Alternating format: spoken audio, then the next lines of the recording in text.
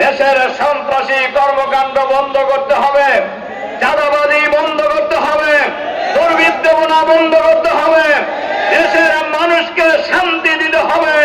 নইলে অতীতের সরকারের বিরুদ্ধে বাংলাদেশের মানুষ যেভাবে ঐক্যবদ্ধ প্রতিরোধ গড়ে তুলেছিল, এই হত্যাকাণ্ড যদি শুরুতেই বন্ধ করা হয়, বাংলাদেশের মানুষ ঐক্যবদ্ধ প্রতিরোধ গড়ে তুলবে। বাংলাদেশে হত্যাকাণ্ড ঘটিয়ে আমাদেরকে ভয় দেখানোর কিছু নাই, এটা আপনাদের ভালো করে জানা থাকার কথা। তা আপনারা একসাথে মেলা দিন আন্দোলন করছি, আপনারাও কি জিনিস তাও আমরা জানি, আমরা কি জিনিস তাও আপনারা জানেন। বাংলাদেশের চুয়াডাঙ্গা জীবননগর উপজেলায় একটি ঘটনা সংঘটিত হয়েছে। দুই ভাই বাজার করতে এসেছিলেন, এটাও আপনারা জানেন। চুয়াডাঙ্গা জেলায় দুইটি নির্বাচনী এলাকা, অর্থাৎ দুইজন সংসদ সদস্য। এই দুইজন সংসদ সদস্যই জামাত থেকে নির্বাচিত হয়েছেন। এ কারণেই কারোর গায়ে আগুন ধরে গেছে, গোটা বাংলাদেশ নিয়ে গেছে, তাতেও তাদের তৃপ্তি হয় নাই।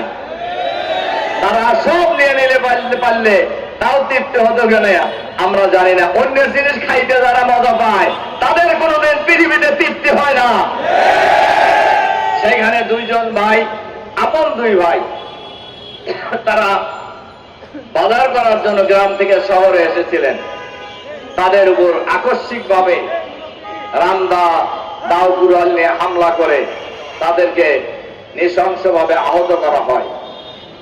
তাদেরকে গত রাত্রে যখন ঢাকায় আনা হচ্ছিল, প্রতিমধ্যেই এক ভাই হাফিজুর রহমান নামে তিনি শাহাদাত বরণ করেন। ঘটনার তীব্র নিন্দা জানাই। আমরা সরকারকে বলতে চাই, হত্যাকাণ্ড ঘটিয়েছিল আগের সরকার, অনেক ঘটনা ঘটিয়েছে, কিন্তু শেষ রক্ষা তাদের হয় নাই। হত্যাকাণ্ড ঘটিয়ে, সন্ত্রাস চালিয়ে, মানুষ খুন করে ক্ষমতায় থাকা যায় না। মানুষ খুন করে দেশ পরিচালনা করা যায় না। সাময়িক হয়তো তৃপ্তি লাভ করতে পারবেন, কিন্তু ক্ষমতায় বেশি দিন থাকতে পারবেন না। এজন্য আমরা সরকারের স্বরাষ্ট্রমন্ত্রীকে আহ্বান জানাতে চাই, আপনি নতুন স্বরাষ্ট্রমন্ত্রী হয়েছেন, জনগণ আশা করে আপনি নিরপেক্ষ ভূমিকা পালন করবেন। আপনি কোন দলের মন্ত্রী নন, দেশের মন্ত্রী। দেশের সকল মানুষের জান মাল ইজ্জত আবরু নিরাপত্তা বিধান করা আপনাদের দায়িত্ব। আমরা আহ্বান জানাতে চাই, অবিলম্বে এই খুনিদেরকে গ্রেফতার করতে হবে। এই খুনিদের নামে সুনির্দিষ্ট মামলা হয়েছে, কিন্তু আমরা লক্ষ্য করছি এখন পর্যন্ত একজন লোককেও গ্রেফতার করা হয় নাই। দিনে দুপুরে হাজার হাজার মানুষের সামনে হত্যাকাণ্ড সংঘটিত হয়েছে। আমরা সরকারের কাছে আহ্বান জানাতে চাই, অবিলম্বে শহীদ হাফিজুর রহমানের হত্যাকাণ্ডের সাথে যারা জড়িত এই খুনিদেরকে গ্রেফতার করতে হবে, তাদেরকে দৃষ্টান্তমূলক শাস্তির ব্যবস্থা করতে হবে। দেশের সন্ত্রাসী কর্মকাণ্ড বন্ধ করতে হবে, চাঁদাবাজি বন্ধ করতে হবে, দুর্বৃত্তনা বন্ধ করতে হবে, দেশের মানুষকে শান্তি দিতে হবে। নইলে অতীতের সরকারের বিরুদ্ধে বাংলাদেশের মানুষ যেভাবে ঐক্যবদ্ধ প্রতিরোধ গড়ে তুলেছিল, এই হত্যাকাণ্ড যদি শুরুতেই বন্ধ করা হয়, বাংলাদেশের মানুষ ঐক্যবদ্ধ প্রতিরোধ গড়ে তুলবে। বাংলাদেশে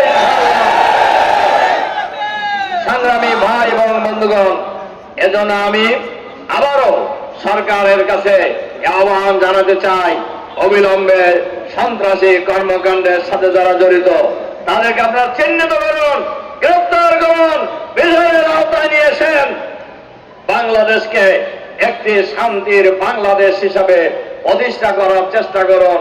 আমরা আপনাদেরকে সহযোগিতা করব, কিন্তু যদি এর ব্যত্যয় হয়, সব কিছুই যদি দলীয় দৃষ্টিভঙ্গিতে বিবেচনা করেন, আমরা সিদ্ধান্ত নিয়েছি আমরা পার্লামেন্টে এবং রাজপথে উভয় জায়গায় আমরা সকল অপকর্মের বিরুদ্ধে আমরা লড়াই চালিয়ে যাব ইনশাআল্লাহ।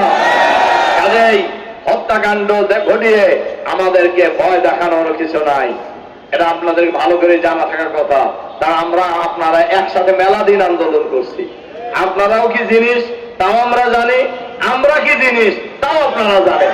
কাজেই আমরা বলবো এই সমস্ত হত্যাকাণ্ড, সন্ত্রাসী কর্মকাণ্ড আল্লাহর রাস্তে বন্ধ করুন।